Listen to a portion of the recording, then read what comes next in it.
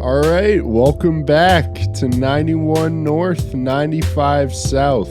I am your host, Max DeMeza, and my little buddy Mello. I don't know if you could hear him, but he's saying hi. Saying hi from off screen, off camera. Took a little hiatus, as we're known to do here. I don't know if I've ever really, opened up about this in the past. But I'm diagnosed with depression. And the last few weeks have been kind of difficult for me. It's been a tough adjustment, to, post-graduation life. So I had a tough couple weeks, like I said. Feeling better now. Trying to get back on track with everything. And yeah, here we are. We're back at the pod. Back trying to do this. And I've mentioned this before, but it was definitely a lot easier to do this with Dan. I'm just sitting here by myself in my room, so it's not really the most, like, I don't really know. I have a nice setup here. I like my room, but it's just like feel very closed in, very solitary. So it's hard when you're feeling low to be in that kind of space. Especially with the cans on and all you hear is your voice. It can be very isolating. So I think that probably played a part in why I took a break from the pod there. But like I said, we're back at it. Glad you guys are sticking with us. Thank you. Appreciate it. But yeah, let's get back into the episode. So Knicks just got back from the All-Star break. Definitely helpful having that break. They're having a little rough stretch of injuries themselves. I think they won the trade deadline. I'm sure there are going to be other opinions out there, but getting Bojan Bogdanovic and Alec Burks from the Pistons was definitely a huge move for them, and it's something I've been talking about on the pod previously about finding that scorer off the bench that they were missing without Quickly. So it's great to see that. They also have Burks, who, when he was here for his first stretch with the Knicks, he handled the ball a little bit. So there's that. He's a pretty versatile player. Can play multiple positions, so that's good for depth as well. Like I said, though, the injuries have been hitting hard. Jalen Brunson has been in and out the past couple of weeks with minor injuries. Julius is still out. Bojan is actually dealing with a day-to-day issue right now. Hartenstein is out. OG Anunoby is out. Just trying to do that from memory. Who else? I think that's it. And Mitch obviously is still out. Although there's an update, he's no longer wearing a walking boot. Hasn't started running yet. That was of February 20th. But the Hartenstein's injuries certainly worries me, just because it's an Achilles. And New York sports fans, and a Connecticut Sun fan, myself. I'm sure we all get a little worried when things associated with the Achilles start to bug a player. So that's definitely something to keep an eye out for. And it's good that they have a little bit more big man depth than when Mitch had first went out. So they don't necessarily have to rush Hartenstein back. Although with all of these injuries, like I said, they're certainly piling up. So that is not good. There has been a little bit of a slide for the Knicks, but I'm still not too worried. This actually leads me into like a little bit of the playoff predictions. So currently they're sitting fourth in the East. Celtics pretty much have that top spot locked up. Although the Cavs are having a great season this year. With the injury to Embiid, really got to watch out for that. As far as the 76ers, I feel like all of their hopes really rest on his shoulders, because obviously he takes them to a different level when he's healthy. But assuming he is not able to, I'm sure he's going to come back. Let's see if there are any Embiid updates. I probably should have done this before, but is expected to be out for 6 to 8 weeks. So probably in time. Well, just in time for the playoffs, probably, if not a little bit before. So you have to keep an eye out for them. But as far as the Knicks, I think you have to be looking at them getting to the Eastern Conference Finals and matching with Boston. Hopefully the bracket swings the right way, or the seeding swings the right way, and they won't have to face the Celtics until then, because obviously that changes the outlook. But yeah, I'm feeling pretty confident in the Knicks. Jalen obviously having his all-star season, as well as the other guys. They got another 20-point guy from Boyan now. So I'm feeling really good about that. All right, sorry about that, guys. Had to take a quick break, but we're back.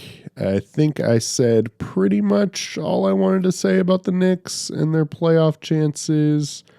Looking for them to make the Eastern Conference Finals at least. I think they're well equipped to do so. And yeah, really loving the squad. Looking forward to the second half of the season. Very quickly, I did want to touch on the NBA All-Star Game weekend. Like I said, as most of you probably know, is this past weekend.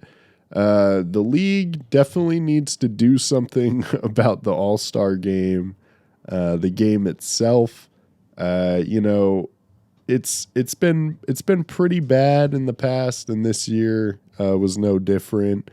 The final score was 211 to 186. It's absolutely insane that 200 points are being scored in a basketball game. I'm not really sure how you fix it. You clearly have to incentivize the players. I think, clearly the play-in tournament incentives were successful this year. I don't know how much the league, maybe, they have charity initiatives going on around All-Star games, so maybe they could do something with that, have the players' charities involved, maybe have the captains pick a charity, and the winning team gets, $500,000 or however much money donated to the team's charity of their choosing. I think that would be a good idea. But like I said, I'm not Adam Silver. I don't have the answers, but there definitely needs to be something done about it, because I didn't watch this past game. I think I watched half of last year, maybe, and I felt like I got the idea. I saw highlights from this year, felt similarly. I really think it's a problem when people aren't watching the game. It's a pretty big point in the NBA season, and I'm sure they would like to have as many eyes on it as possible, and they're definitely not doing the best at it right now. I also wanted to talk about Sabrina and Steph, their 3-point contest. I thought it was incredible. I thought Kenny Smith's comments, like immediately after Steph won, were ridiculous. I'm not even going to talk more about it because he already took away from the moment enough. But shout out Reggie Miller for trying to keep that on track a little bit. But to get back to the actual contest, I thought it was awesome. It was electric. As somebody who supports women's sports, women's basketball specifically, it was incredible to see that respect that Steph showed and the league showed Sabrina, and for platforming her and the WNBA, also doing so during the celebrity game, like they have in previous years. But it was really great to see. Sabrina killed it, obviously. I think it's awesome that she tied Dame, who ended up winning the regular 3-point contest for most points, or second most points behind Steph, I guess, of the night. But it was great. And Steph afterwards, showing respect, like I said. It's really cool to be in an era where, another battle of the sexes type of match occurs, and there's actual respect shown, between both competitors. Steph's a super classy guy, so it wasn't surprising. It was really cool to hear that they themselves set it up. I didn't know that they just reached out to each other in the off season or something and said, let's do this, and reached out to the league themselves. So that was really cool to hear. I love that Steph is thinking about doing those things. And I love that, not just him, but other NBA players, like I'm sure we've said in the past on this show, are getting more involved with the WNBA, whether things like this, going to games, or, actually participating on an ownership level, like Dwayne Wade is, with the Chicago Sky, because there is a lot of misogyny out there. And when your favorite NBA player loves the WNBA and respects the game, it makes it hard for a stupid guy to feel differently about it. So really great. I love the allyship, as I am an ally myself. So you'll love to see it. Really quickly, I did want to also touch on the technology. They were playing on an all LED court for the All-Star game, for all of the All-Star game weekend. Pretty cool. Really cool. Really excited to see what technology in sports brings us. The augmented reality stuff they do a lot in the NFL. Very cool as far as like a viewership at home, and the LED core is great, I'm sure, for people in the arena as well. So really cool to see what kind of things like that bring us in the future. Very, very excited about that. Yeah, I don't know much about sports technology or technology in general, but just wanted to mention that. Thought that was cool. I think that's pretty much it for my basketball section on this episode. I think I'm going to transition to the movie talk of this episode. So for this week's movie talk, I figured I would do, as it is February, Black History Month, I would do my 10 favorite films from Black directors, and then I have 5 honorable mentions for you as well. Hold on. Oh, no, don't use my microphone. I hope you caught that. For some reason, my Mac was asking if I wanted to use my iPhone as a microphone. I do not. But these are my favorite films from Black directors and some honorable mentions. So, coming in at number 10, we have Rye Lane. Now, this is a very new, very new. It's a new film from 2023. Rain Allen Miller is the director. It is her first feature-length film, and I loved it. I think it's the best rom-com I've ever seen. Very interesting filming. A lot of fisheye was used during this. The aesthetics are great. The colors, color schemes. I love the costuming. I love how a lot of the colors throughout are representative of the Jamaican flag, or the other Rasta style coloring. As well as just other very bright colors. It's really funny. I watched this with my girlfriend, and it's just really, really funny and really sweet. The ending is very sweet. Just a really good movie, and I had a really good time watching this. So the next film, a little different vibe. This is Black Klansman.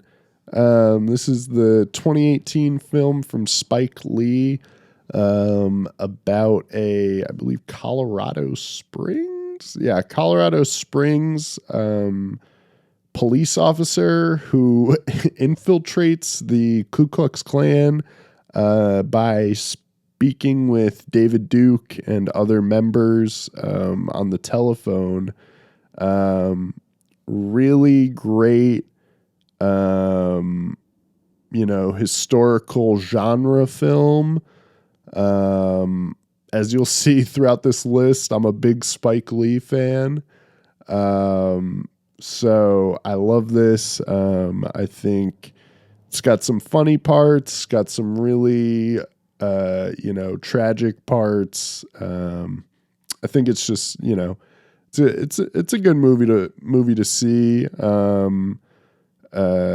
Spike always including real life stories in his movies, whether they're fiction or not. I think in pretty much all of his movies, he spotlights an actual real life Black story. So this is taking that and blowing it out. And I know Black history is super important to Spike, and he does a great job with it. Obviously, it's not surprising. Yeah, love that movie. Good movie. Next up, Training Day. This is Denzel, Ethan Hawke, Antoine Fuqua directing. If you haven't seen this movie, I don't know what you're doing. It's iconic. I didn't know you like to get wet, dog. Just so many great lines, incredible scenes, and absolutely just legendary Denzel performance. Love it. Snoop Dogg's in this. Yeah, I don't really know what else to say. The Harder They Fall. Now this is kind of tough because Jonathan Majors is the lead of this. I will preface that, but this is a 2021 film from James Samuel. Again, loved this movie. I think I should probably stop saying it because I loved all of these movies. But I saw this one as well with my girlfriend for the first time. I'm not a big Western guy. And a big part of that is that, there were black cowboys and black people in the Wild West, and they're often not featured. So to see an entire movie made up of black cowboys was pretty awesome. And it's a really, really good Western, and really pretty as well. And very funny at parts. Yeah, really, really good Western, really good modern Western that I would highly recommend. Next up, we have Judas and the Black Messiah, 2021 film from Shaka King. This is the story of Fred Hampton and his Black Panther Party in Chicago. Now, I had read a bit about Fred Hampton, listened to podcasts about him and his and the assassination and his assassination. And so I had always for the past few years, I had put this off just because, I had known the story, kind of didn't want to see the ending. But it, I've heard it's good. So I finally got around to watching it a couple weeks ago, and I'm really glad I did. It's really powerful. The performances, Lakeith Stanfield and Daniel Kaluuya are incredible in this. It's one thing to learn about somebody, but when someone like Daniel Kaluuya is playing Fred Hampton and can capture the power that he spoke with and the grace that he spoke with and just how incredible of an orator he was, you can really feel the power and that he had, and it really, it's really tragic to see that and to know how incredible he would have been and how many incredible things he would have done, had he not been assassinated. It's really sad. Yeah, it's a really good movie. Great performances. Also,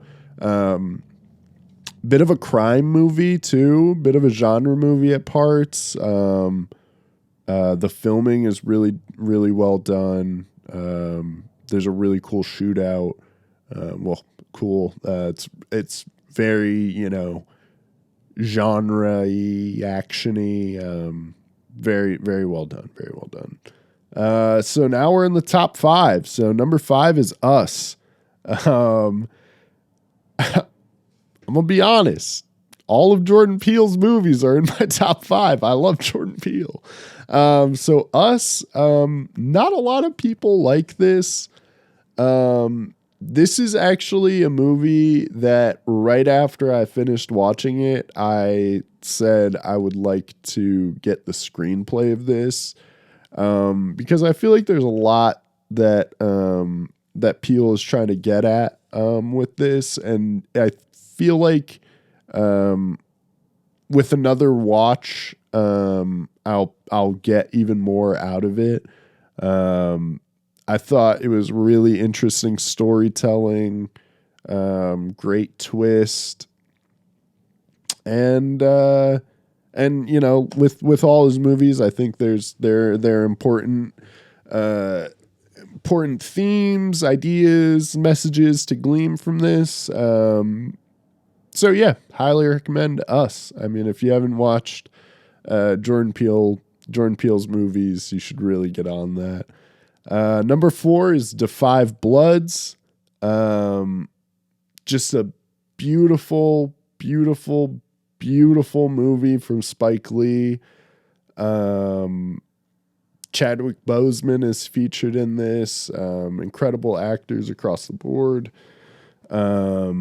It's a story of modern day Vietnam, U.S. Vietnam veterans, black U.S. Vietnam veterans going back to Vietnam in part to retrieve their fallen brother's body, and in another part to get some gold.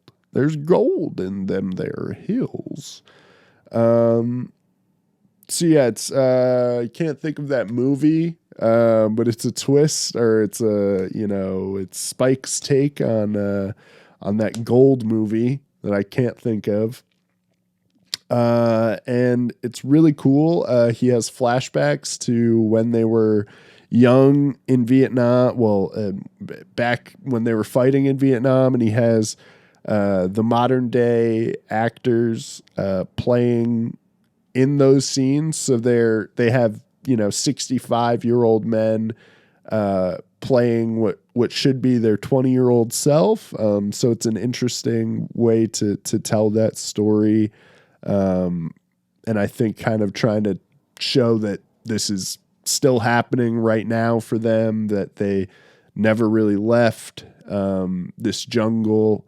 Has a lot about trauma, obviously PTSD, how different people react to the service and the different impacts it can have on them, especially at that time. It features Hanoi Hannah, who was a radio broadcaster, and broadcasts about Martin Luther King Jr., his assassination, some really powerful scenes. And like I said, it's shot really beautifully. That's a big thing. I feel like all of these movies are very cinematically very strong. Maybe Training Day, not so much, but The 5 Bloods, love it. Up next, number 3, is Get Out by Jordan Peele, his first film. I feel like there's not much I have to say about this. Really good, great. It's kind of insane that this was his first movie. But yeah, Get Out, incredible. Number 2 is Nope by Jordan Peele. So I actually personally like this a little bit more than Get Out. I just really like the story. I think Keke Palmer and Daniel Kaluuya are very good together. And I just love them as actors in general. I really like the chimp subplot, or B plot, whatever, that's going on. Just a lot of ideas that Peele is trying to get at, and I think does that really well in this one. He has opinions on the filmmaking industry, which are really interesting. Really great. Loved it. Cool story, and really interesting. I liked how he kind of played with his reputation of horror, because this really isn't a scary movie at all. It's kind of sci-fi. Well, I guess it's kind of suspenseful, but then at the end you realize you're not really, you're kind of scared for no reason. maybe not no reason, but anyway, Nope, really good. Yeah, and number one, I absolutely adore this movie. I've seen it several times since I first saw it this past summer. It's He Got Game, 1998 from Spike. Yeah, 1998 from Spike Lee. Denzel, another incredible Denzel performance. He plays Ray Allen's dad. Ray Allen is in this film. It's a basketball movie from Spike Lee. So yeah, I love it. And it has Denzel in it. So yeah, I love it. To get more specific about the movie, the music is great. He Got Game by Public Enemy. Incredible theme song. Again, really good performance turned in by Denzel. And I believe Rosario Dawson's in this as well. She's very good. Yes. Great basketball. Incredible cinematography. This is probably the best basketball will ever be shot in a movie, and it's no surprise when a huge basketball fan and an incredible filmmaker occupy the same body, and that is Spike Lee. I love one of my favorite scenes in any movie is him and his Ray Allen and Denzel talking about Earl of Pearl, Monroe, talking about how they used to call him Jesus, but then when the white media got a hold of that, they called him Black Jesus, and that was how Denzel's son got his name, Jesus Shuttlesworth. Yeah. I love it. It's my favorite. It's one of my favorite movies of all time, let alone favorite movie on this list. If you haven't seen it and you like basketball, literally like stop everything and go watch it right now. Yeah, I can't recommend it enough. It's like I said, it's one of my favorite movies of all time. I love it. Yeah, that's my list. So I'll run it down 10 to 1, just in order real quick. We got Rye Lane, Black Klansman, Training Day, The Harder They Fall, Judas and the Black Messiah, Us at number 5, Da 5 Bloods, Get Out, Nope, and He Got Game. So that's my list. And then I also wanted to give, five honorable mentions. So obviously I can't cover like every genre in 5 movies. But I tried to give you, everybody, each movie is a different genre or a different thing. So I included Boys in the Hood. It's a classic. I would say out of, the quote unquote classics in the black film canon, this is my favorite. It's really good. It's iconic Ice Cube, Lawrence Fishburne. If you haven't seen it, you really need to watch it. I don't really know what else I can add to Boys in the Hood, but it's great. Go watch it. Next up is Sorry to Bother You. I don't remember too much of this. This is a newer movie from Boots Riley. Very weird movie. Wanted to give you a very weird movie. It's pretty cool. It's got Lakeith Stanfield. Kind of a John dies at the end type of vibe where it's like it's trippy and weird. I don't know. It's cool. I liked it. There's probably more ideas in there that I missed that I just missed because I was distracted by trying to figure out what was happening. But it was pretty good. I enjoyed it. Definitely excited to see what Boots Riley does in the future. It's a cool movie.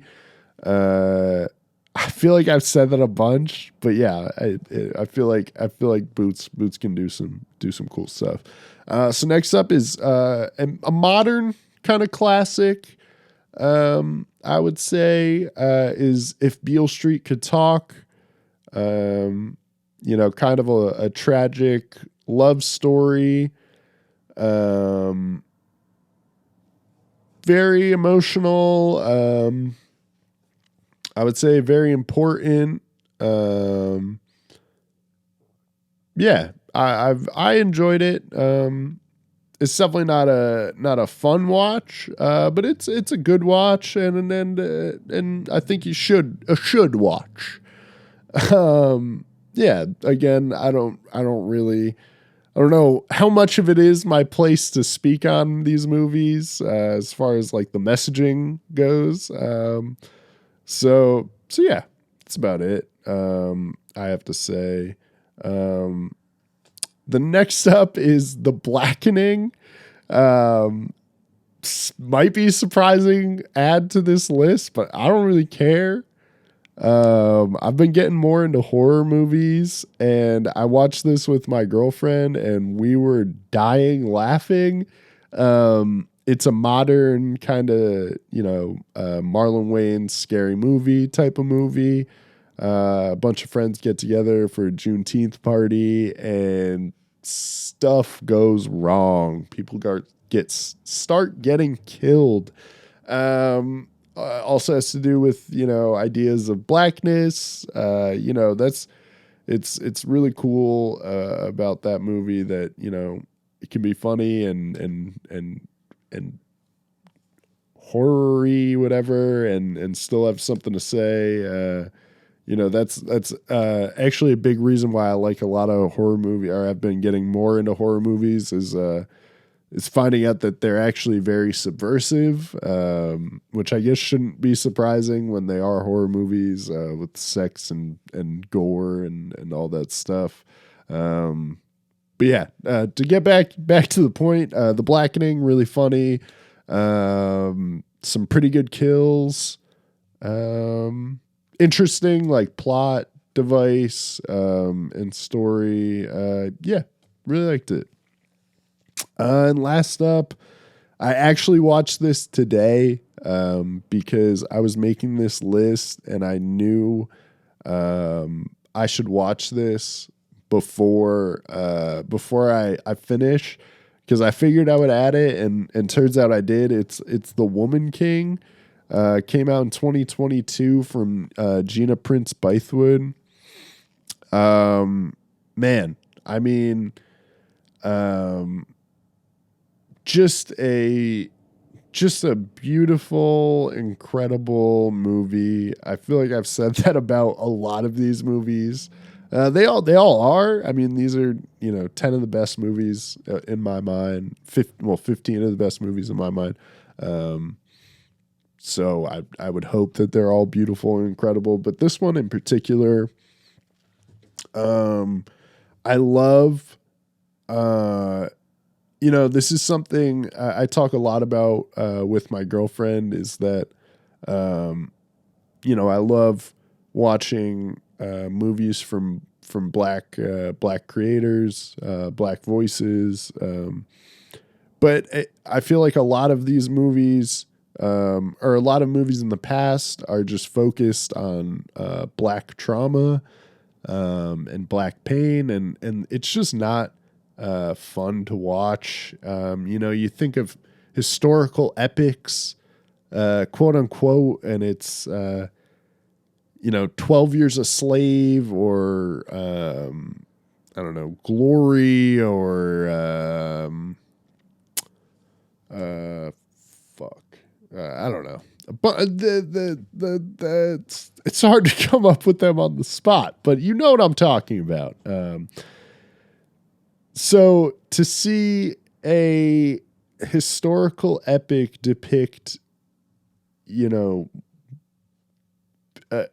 a group of African women who were the strongest warriors in Africa is really powerful.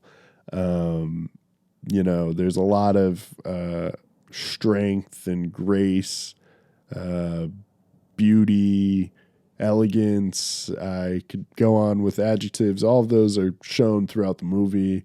And it's really, really powerful, incredible. And it's a happy story. I think it should be required viewing for everyone. Very, very enjoyable movie. Definitely wanted to include that, and I'm glad I thought to watch it before I finish this list. Wow. So just went for like 20, 30 minutes talking about that. A little longer than I expected. Happy Black History Month to everybody. It's Black History always here. But I'm glad I got a chance to do this list. Make sure you follow me on Letterboxd, Max DeMeza, and 91 North, 95 South on Letterboxd as well. I'll be sure to include the lists that I make on there, as well as other ones that maybe I'll just create and not feature on the podcast, and you'll have to go follow to see them. Maybe I'll do that. You'll have to go see if I'm doing that. But anyway, yeah. Anyway, I think that's it. I'm gonna go now. If you've made it this far, like, comment, subscribe. Nah, but seriously, guys, thanks for watching. I hope you enjoyed. We're back, baby. We're back again. We're back. Part 78. We're back. Thank you guys for watching. If you made it this far, like, comment, subscribe. Give me some movie talk ideas. Give me your Knicks takes, NBA takes, whatever. What do you want to hear me speak about? Let me know. But yeah, thank you guys for watching. I've been Max DeMeza, and once I stop recording, I will continue to be Max DeMeza. This has been and will be 91 North, 95 South, and we thank you guys for watching. Jeez, sorry. Good day. Good day. Good day to you, sir. Good day to you. Oh, good fucking day, buddy. Oh, good day. Yep.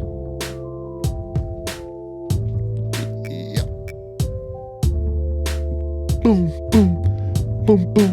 You're hearing the intro. Boom, boom. It's booming. Boom, boom, boom, boom. Do. Intro, outro. I hope I said outro. I can't remember if I said intro or outro. Do.